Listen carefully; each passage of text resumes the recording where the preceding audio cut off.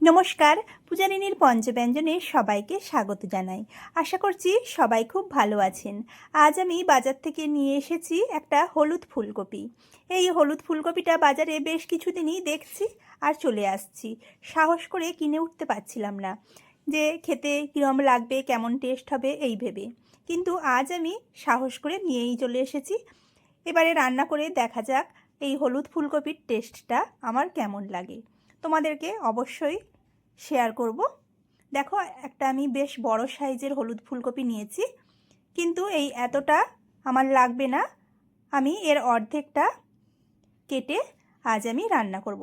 রান্নাটা খুবই সাধারণ, সিম্পল, প্রায় সবার বাড়িতেই হয়ে থাকে। দেখো, আমি ফুলকপিটা ভালো করে এইরকম বড় বড় করে কেটে পরিষ্কার করে ধুয়ে নিয়েছি। নর্মাল জলেই ধুয়েছি। তোমরা চাইলে ফুলকপিটাকে একটু গরম জলে ভাপিয়ে নিতে পারো।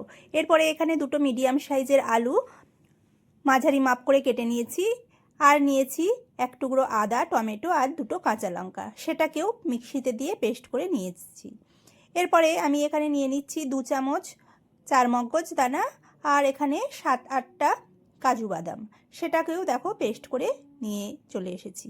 এখন রান্নাটা করে নেব। তার জন্য গ্যাসে একটা কড়া গরম করে তাতে বেশ কিছুটা সর্ষের তেল দিয়ে দিলাম। তেলটা গরম হলে প্রথমেই আমি আলুগুলো ভেজে নেব।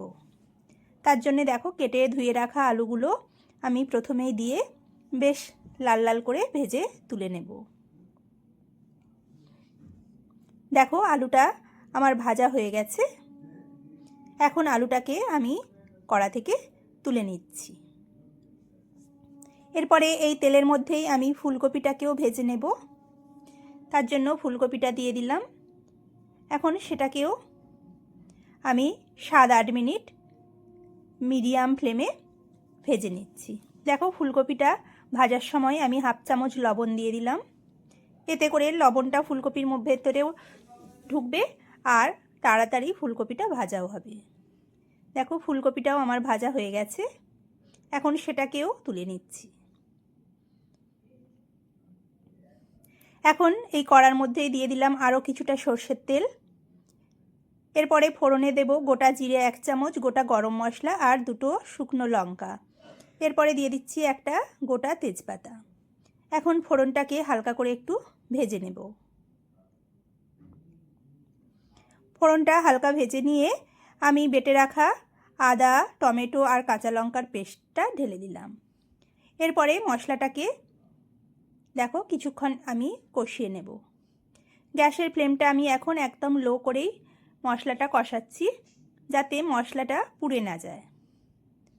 দেখো, এই মশলার মধ্যে আদা টমেটোর কাঁচা গন্ধটা চলে যাওয়া পর্যন্ত মশলাটাকে ভালো করে কষিয়ে নিতে হবে।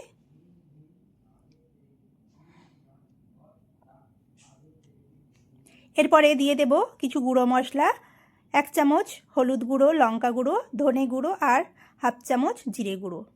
সেটা দিয়েও ভালো করে এখন মশলার সঙ্গে নাড়াচাড়া করে মিশিয়ে নেব।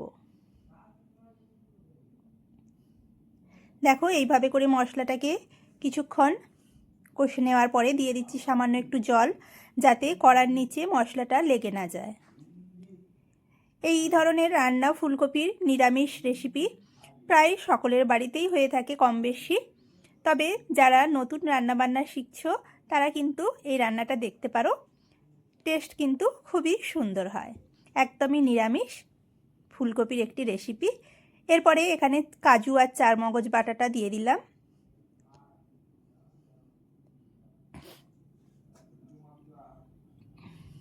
এখন সেটাকেও মশলার সঙ্গে ভালো করে কষিয়ে নেব, মশলা থেকে যতক্ষণ না তেল ছেড়ে আসছে। মশলা কষানোটা কিন্তু লো ফ্লেমেই করতে হবে, না হলে যেহেতু কাজু বাদাম চারমগজ আছে কড়ার নিচে তাড়াতাড়ি লেগে যেতে পারে। দেখো, এইভাবে করে ধীরে ধীরে মশলাটাকে যত ভালো করে কষানো হবে, দেখো রান্নার টেস্টটা কিন্তু ততই সুন্দর হবে। এরপরে দিয়ে দিচ্ছি ভেজে রাখা আলু আর ভেজে রাখা ফুলকপি।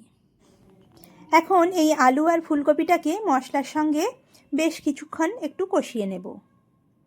এতে করে মশলাটা ফুলকপির ভেতরে ভালো করে ঢুকতে পারবে। দেখো, কিছুক্ষণ এইভাবে কষিয়ে নেওয়ার পরে আমি দিয়ে দেব হাফ বাটি মতো ফ্রেশ মটরশুঁটি। এই ফুলকপির তরকারি বা বাঁধাকপির তরকারিতে মটরশুঁটি দিলে খেতে কিন্তু খুবই ভালো লাগে।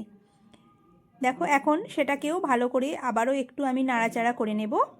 এরপরে দিয়ে দেব পরিমাণ মতো 1 চামচ লবণ। লবণটাও একটু মিশিয়ে নেব। এরপরে দিয়ে দেব আমি পরিমাণ মতো জল। এখানে আমি 1.5 বাটি মতো জল ব্যবহার করেছি, খুব বেশি জলের প্রয়োজন নেই। জলটা আমি হালকা গরম জল ব্যবহার করেছি, তোমরা চাইলে এমনি নর্মাল টেম্পারেচারে রাখা জলও ব্যবহার করতে পারো। এখন সব কিছুকে একটু জলের সঙ্গে মিশিয়ে নিচ্ছি। এরপরে ঢাকা দিয়ে আমি এই ফুলকপি আর আলুটাকে মিডিয়াম টু লো ফ্লেমে 10 মিনিট সেদ্ধ করে নেব। দেখো ঢাকনা দিয়ে দিলাম। এখন ফিরে আসছি 10 মিনিট পরে। 10 মিনিট পরে ঢাকনাটা খুলে আমি দেখিয়ে দিচ্ছি আলু আর ফুলকপিটা বেশ ভালো করে সেদ্ধ হয়ে গেছে।